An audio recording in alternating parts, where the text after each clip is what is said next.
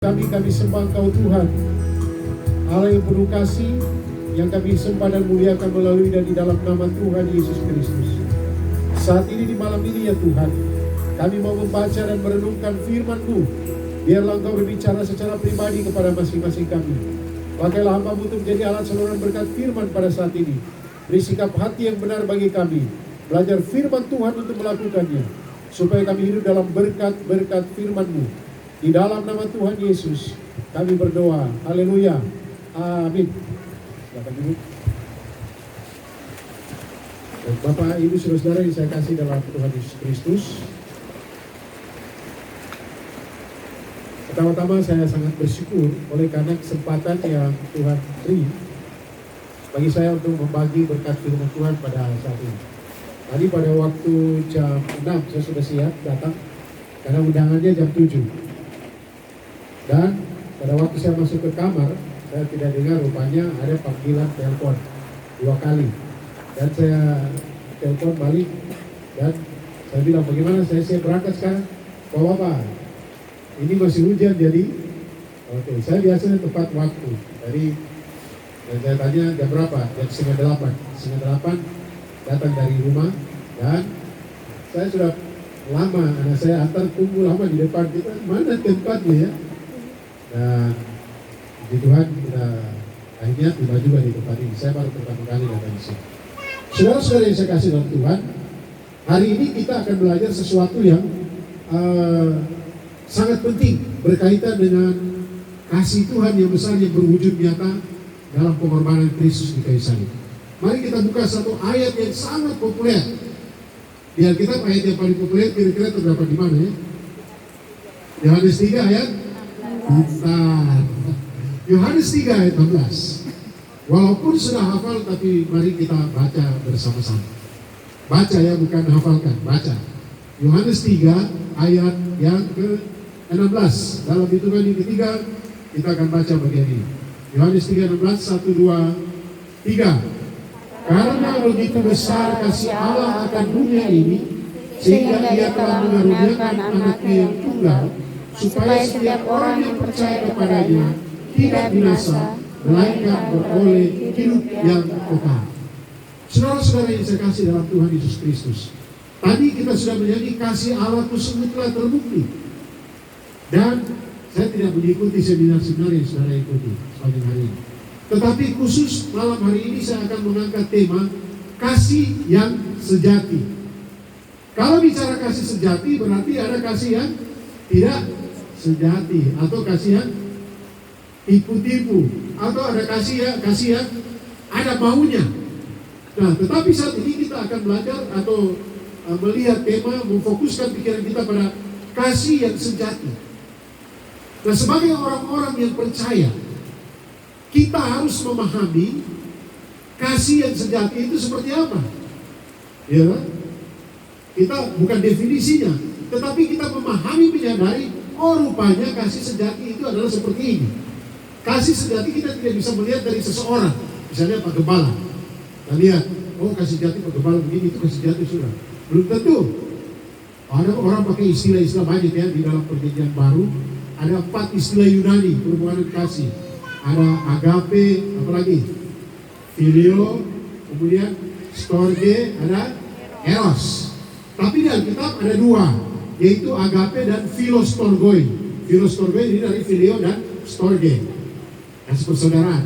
Iman Philadelphia misalnya.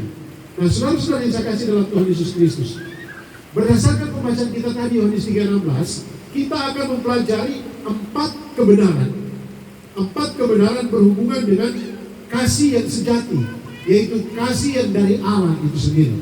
Mari kita lihat satu persatu di dalam Yohanes 3:16. Walaupun ini Yohanes 3:16, tapi kita harus pahami Yohanes 3:16 ini terjadi, ungkapan ini terjadi di dalam rangka percakapan antara Tuhan Yesus dengan seseorang yang bernama Nikodemus. Siapa itu Nikodemus? Nikodemus ini bukan orang sembarangan. Dia tokoh agama. Dia pintar sekali tentang firman Tuhan. Hukum Taurat dia kuasai, luar biasa. Jadi itu latar belakangnya ya. Jadi kalau dari pengetahuan Alkitab dia hebat, profesor. Nah, kemudian dalam percakapan dengan Yesus muncul ayat ini. Karena begitu besar kasih Allah ke dunia ini, sehingga Ia telah mengaruniakan anaknya yang tunggal, supaya setiap orang yang percaya kepadanya tidak binasa melainkan beroleh hidup yang kekal.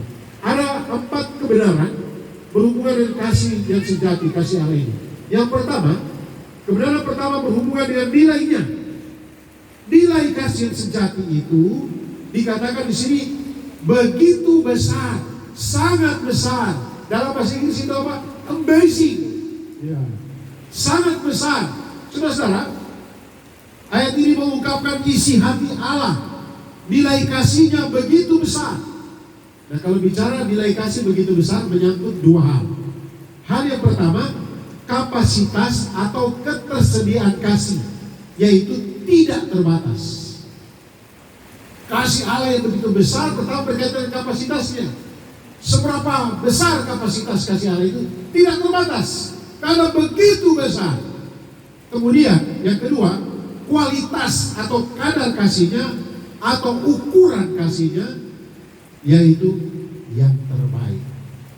Saudara-saudara yang saya kasih Tuhan, kapasitas kasih yang tak terbatas dan kualitas kasih yang sangat terbaik datangnya dari hati yang tulus, merupakan modal utama, merupakan dasar yang kuat untuk menjangkau, untuk memperhatikan, untuk berkorban bagi semua orang, bagi dunia.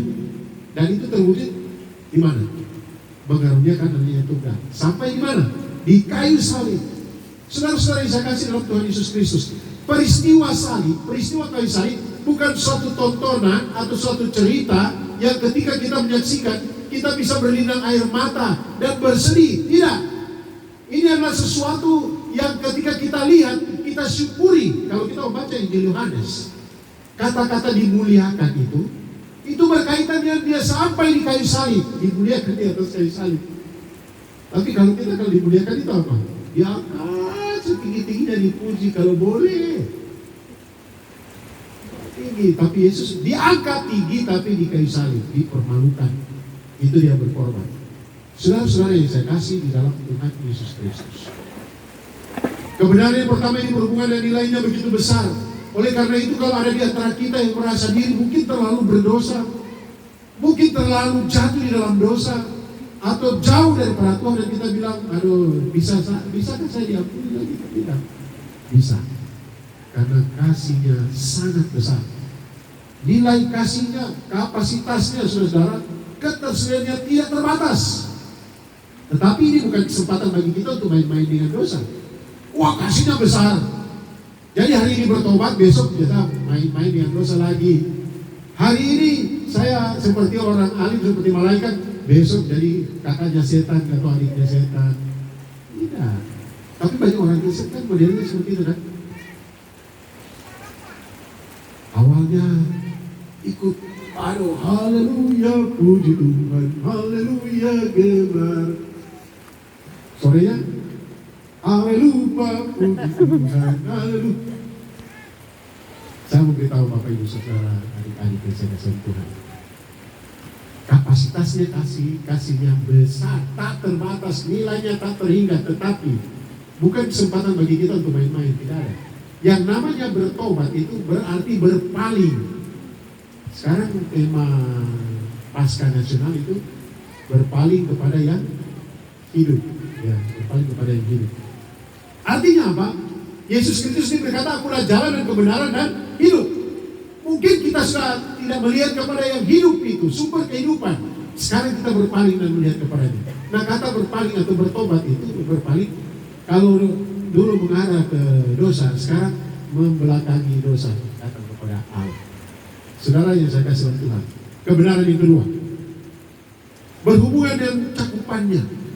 Dikatakan karena begitu besar kasih Allah akan dunia ini. Saudara, cakupan kasih Allah yang sangat bernilai, yang tak terbatas dan terbaik ini adalah untuk dunia.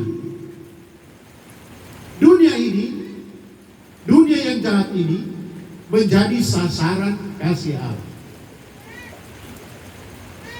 Saya juga pernah jadi anak-anak yang rajin ke sekolah minggu, rajin ke gereja, tapi kamu tahu Abu Nawas, kita Abu Nawas? Ya, Pak Gembala juga mungkin begitu dulu. Jadi ya cukup nakal juga, tapi nakal yang menjengkelkan. Kelihatan baik, tetapi sebenarnya nakal sekali. Tetapi pada waktu saya SMA kelas 2, Tuhan menjamah hati saya ketika saya membaca sebuah buku yang berjudul 4 Hukum Rohani. Dulu buku itu ada biru, di sini kutemukan.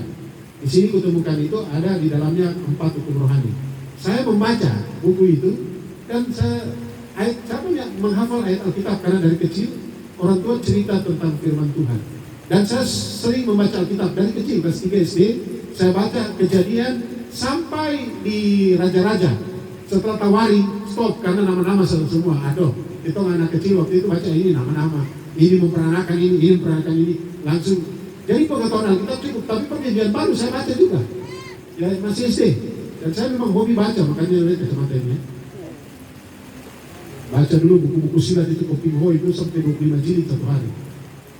Baca buku-buku tentang Old Shatterhand itu bisa spionase atau apa ini. Atau cerita tentang padang gurun, padang belantara. Kuboi-kuboi, baca buku-buku. Dulu tidak ada film nonton, tidak ada nonton. Makanya saya jadi hobi membaca dan akhirnya hobi menulis. Tetapi saudara, ada bacaan-bacaan juga yang tidak benar. Tetapi yang saya lihat di sini bahwa kasihnya yang besar. Sasaran kasihnya adalah dunia. Kita yang benar. Saudara-saudara, orang-orang Israel, orang-orang Yahudi, para ahli Taurat, orang-orang Farisi termasuk Nikodemus tahu bahwa Allah mengasihi mereka. Tetapi pernyataan Tuhan Yesus ini menjadi luar biasa karena Allah mengasihi dunia ini, bukan hanya kepada Israel, bukan hanya kepada orang Yahudi, tetapi semua orang dari semua bangsa. Kalau kita belajar Alkitab Perjanjian Baru, biasanya kalau tulis bangsa dalam bahasa ini tolao, itu tujuannya bangsa Yahudi atau Israel. Laos. Tetapi saudara, dunia yang dimaksud di sini adalah seluruh dunia yang mencakup manusia, yaitu semua orang, segala bangsa. Makanya Yesus berkata, pergilah jadikanlah semua bangsa muridku. Bukan hanya orang Israel. Nah, saudara-saudara yang saya kasih di dalam Tuhan Yesus Kristus. Jadi cakupan daripada kasih yang amat besar itu, yaitu dunia. Dunia itu bagaimana? Dunia yang jahat juga. Semua termasuk kita. Jadi kalau di atas kita bilang, aduh saya ini terlalu bisa. Tapi saudara, Bapa ini luar biasa. Dia ciptakan langit dan bumi, kemudian manusia jatuh dalam dosa, dan dia merencanakan untuk mengutus anaknya yang tunggal. Tujuannya mati di kayu salib.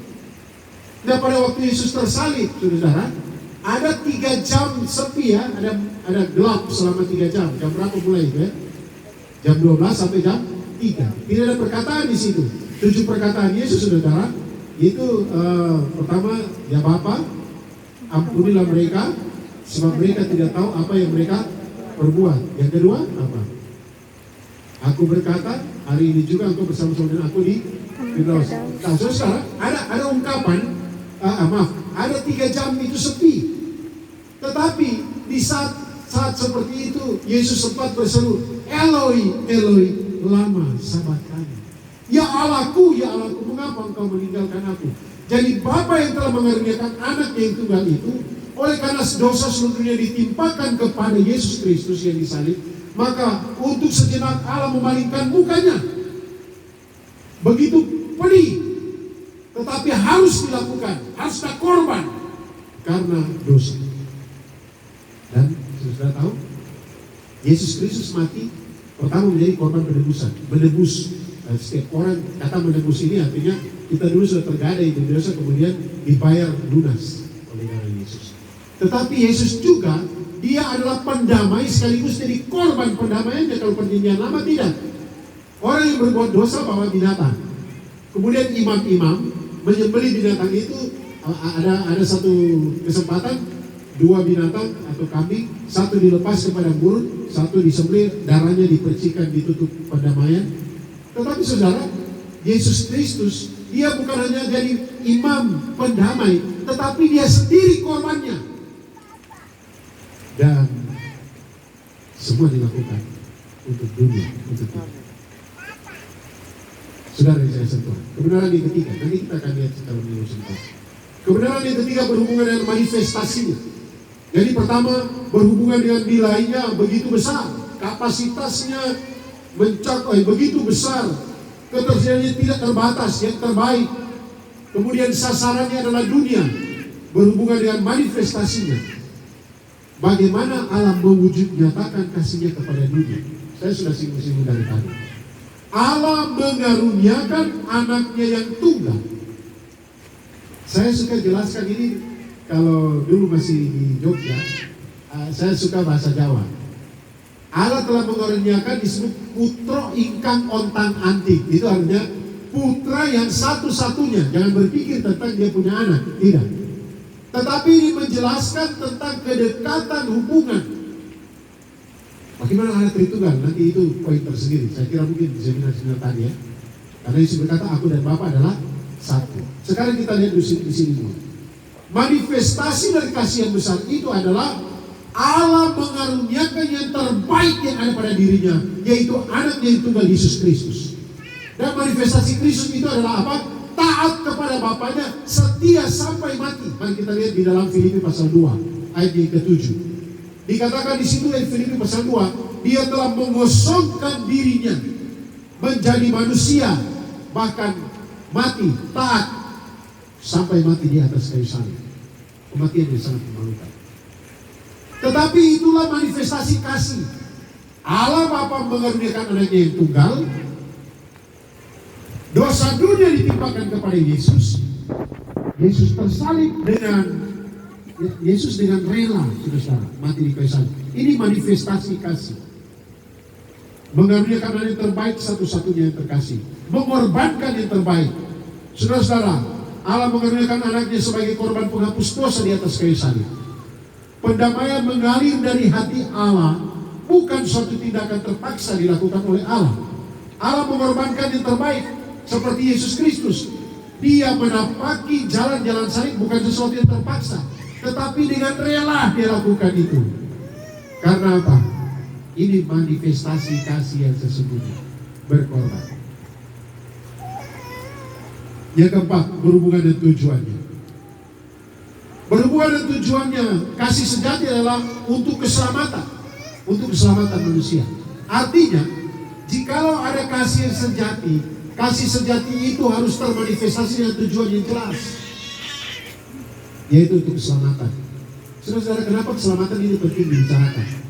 Sekarang saya mau supaya kita konsentrasi betul. Kenapa ada gereja, kenapa ada pemberita Injil, kenapa ada utusan Injil, kenapa ada khotbah-khotbah seperti ini, macam capek saja kalau kita bicara soal itu.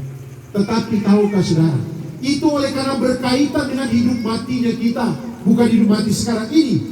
Dalam Ibrani pasal 9 ayat 27 dikatakan manusia ditetapkan untuk mati satu kali saja, setelah itu dihakimi. Dan penghakiman ini berkaitan dengan masuk surga atau neraka. Nah, inilah yang menyebabkan Yesus datang ke dalam dunia, karena akibat dosa adalah maut. Sehingga harus berkorban, harus ada korban pendamaian, korban penebusan dosa. Saudara-saudara saya kasih Tuhan, inilah ciri kasih yang sejati.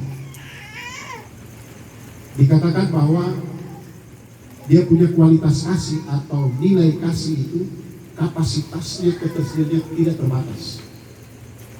Yang terbaik. Kemudian sasarannya adalah atau cakupannya seluruh dunia, semua. Tidak terbatas pada satu bangsa.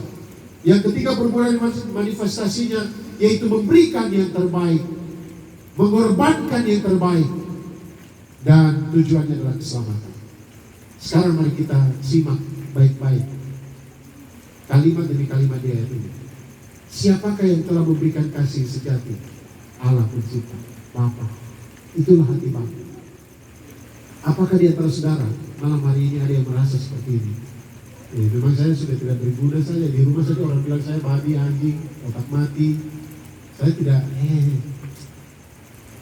Kalau Bapak tidak. Kalau engkau datang kepadanya, seperti seorang penjahat yang tersalib bersama Nabi Yesus. Dia menegur seorang penjahat yang lain yang mengolok-olok Yesus. Yang mengatakan, bukankah engkau Mesias? kalau kau Mesias, selamatkanlah dirimu dan kami. Kemudian yang satu tegur, kawan, kita berdua memang layak untuk menerima hukuman ini. Memang layak karena perbuatan kita. Tetapi orang ini tidak. Dan dia berkata kepada Yesus, ingatkanlah aku jika engkau datang sebagai Raja. Dan Yesus berkata, apa? Hari ini juga engkau akan bersama-sama dengan aku di Firdaus. Apa itu Firdaus? Surga. Memang Firdaus itu adalah satu taman yang ada di Persia pada waktu itu, tapi akhirnya diadopsi setelah itu untuk menggambarkan tentang surga. Hari ini juga engkau bersama-sama dengan aku di Firdaus. Ini gambaran kasih Allah. Ini gambaran kasih Yesus. Tidak ada yang mengatakan, tidak ada, saya tidak bisa. Saya sudah terlalu jauh dari dosa. Saya mungkin tukang tipu yang luar biasa, kelihatan suci, kelihatan luar biasa, kelihatan paling baik di gereja. Tetapi sebenarnya hati yang terdalam kemunafikan, dosa yang tidak dilihat oleh orang. Dan Bapa mau sentuh hati kita. Dalam Bapa sentuh hatiku, ubah hidupku menjadi yang baru. Maukah hati kita disentuh oleh kasih Bapa? Saudara-saudara, capek saudara ikut seminar dari tadi. Kebenaran-kebenaran mengisi pikiran dan hati saudara. Tetapi tanpa memahami kasih Bapa, saya juga membayangkan, mungkin kita punya Bapa dunia yang mengecewakan kita, mungkin. Tetapi saya membayangkan kenapa Allah, dia begitu peduli dengan kita, dengan saya. Meninggalkan, dia mengaruniakan terbaik, Yesus meninggalkan tata surga hanya untuk datang. Hatinya begitu. Kita kan diciptakan, dia kan bisa menciptakan yang lain juga, bisa loh. Mati semua, ciptakan baru lagi, bisa loh. Tetapi saudara-saudara, ketika manusia jatuh dalam dosa, ketika Adam dan Hawa memberontak, Tuhan menyiapkan segala sesuatu. Mereka dipakaikan cawat dari binatang yang menjadi korban pada waktu itu. Dan ada gambaran berhubungan dengan korban Yesus Kristus.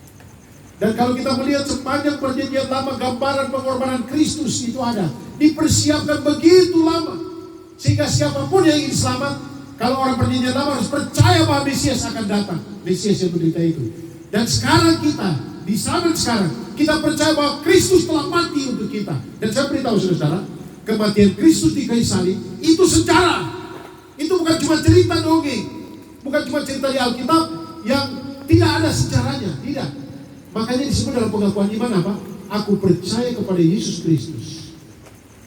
Apa? Yesus Kristus yang dikandung daripada Roh Kudus, lahir dari anak darah Maria, kemudian apa? Yang menderita di bawah pemerintahan. Artinya apa? Ada di dalam sejarah. Sehingga ketika bicara kebangkitannya, betul-betul juga dalam sejarah. Ada dalam sejarah di mana Allah dia mengaruniakan yang terbaik, di mana Yesus dengan rela datang. Itu hati. Maukah saudara disentuh oleh kasih Bapa? Mari kita tunduk kepala, kita menyanyi lagu tadi yang saya nyanyikan tadi. Mari singgah selalu saya. Bapa sentuh hati. Dalam sikap berdoa saudara, kasihnya begitu besar dan wujud nyata dan kasih itu adalah pengorbanan. Tujuannya supaya kita dapat diselamatkan dari akibat dosa, yaitu hukuman yang kekal.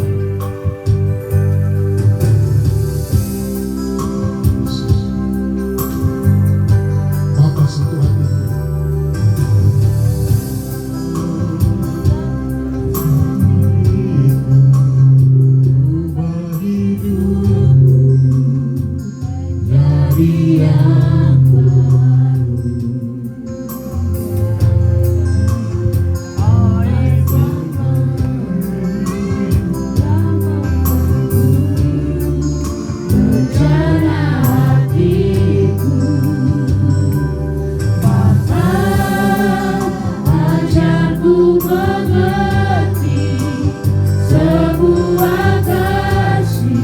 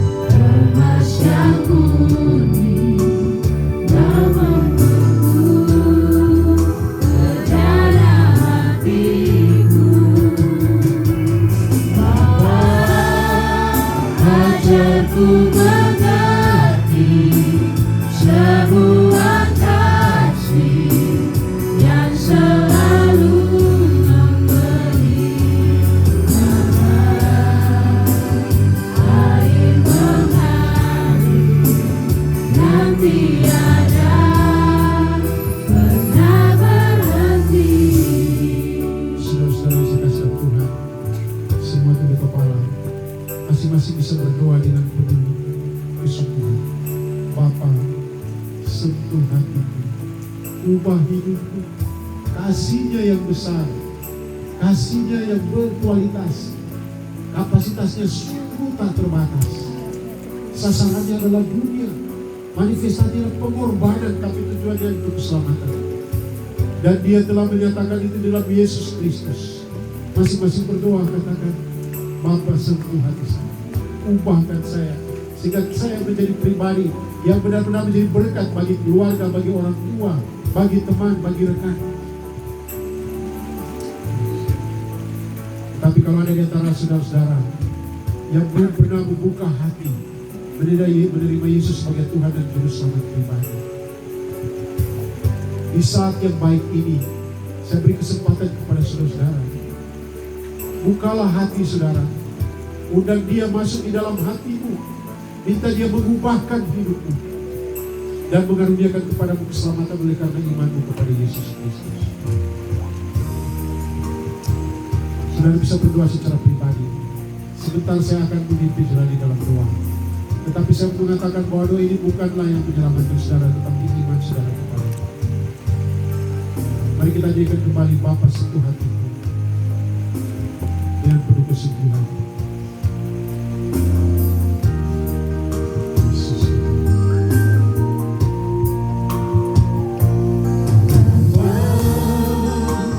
Sentuh hatiku, ubah hidupku menjadi yang baru, agar emas yang murni. Mari kita berdiri semua. Kau membentuk bejana hatiku, Bapa, ajarku mengerti sebuah kasih yang selalu memberi, bagai air mengalir yang tiada pernah berhenti. Mari saudara-saudara yang sungguh-sungguh mau membuka hati, mengundang Yesus masuk dalam hati saudara, dapat mengikuti kata-kata saya dalam doa ini, kalimat demi kalimat, dengan iman. Tuhan Yesus, saya memerlukan Engkau, saya membuka hati saya dan menerima Engkau sebagai Tuhan dan Juru Selamat saya. Terima kasih karena Engkau sudah mati di kayu salib menggantikan saya.